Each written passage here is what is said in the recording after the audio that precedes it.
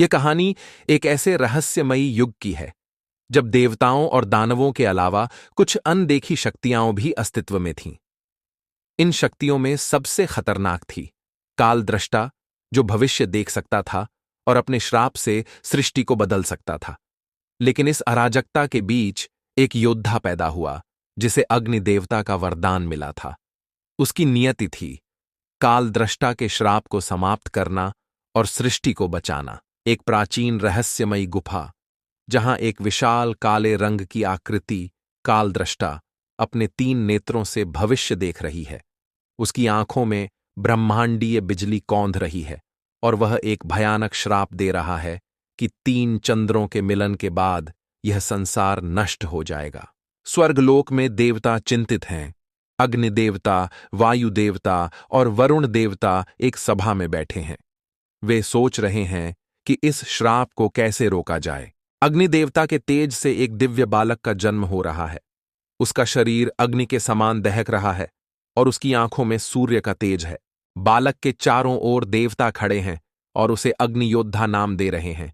अग्नि देवता उसके मस्तक पर अग्नि चिन्ह अंकित कर रहे हैं, जिससे वह अमर हो जाएगा।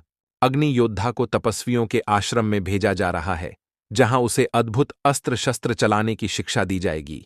अग्नि योद्धा जंगल में घने वृक्षों के बीच अभ्यास कर रहा है। उसके हाथों से निकलती ज्वाला से बड़े बड़े पत्थर पिघल रहे हैं। एक रहस्यमयी राक्षसी चंद्रवरा प्रकट होती है, जिसके 4 हाथ हैं और वह अंधकार की शक्ति से भरी हुई है। वह अग्नि योद्धा को चुनौती देती है। अग्नि योद्धा और चंद्रवरा के बीच भयंकर युद्ध हो रहा है। अग्नि की लपटें और काले तूफान की शक्तियां टकरा रही हैं। अग्नि योद्धा चंद्रवरा को पराजित करता है, लेकिन वह एक रहस्य उजागर करती है। कालदृष्टा अमर है, उसे केवल एक विशेष शस्त्र से हराया जा सकता है। अग्नि योद्धा एक गुप्त मंदिर में जाता है, जहां उसे उस अमोघ शस्त्र की जानकारी मिलेगी जो कालदृष्टा को समाप्त कर सकता है। एक विशाल सुनसान महल के अंदर अग्नि योद्धा शास्त्रों को पढ़ रहा है।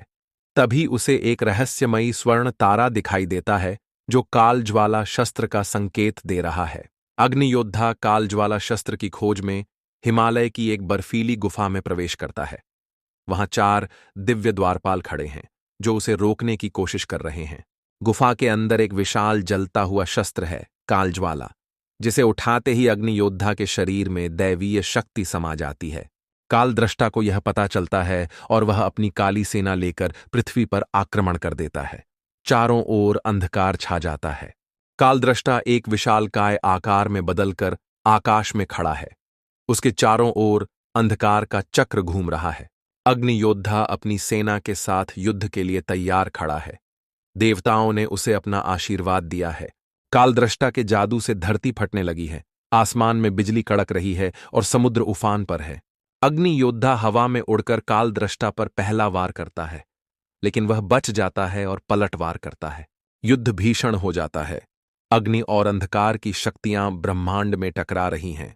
कालदृष्टा अपने तीसरे नेत्र से एक विनाशकारी किरण छोड़ता है, लेकिन अग्नि योद्धा कालज्वाला शस्त्र से उसे काट देता है।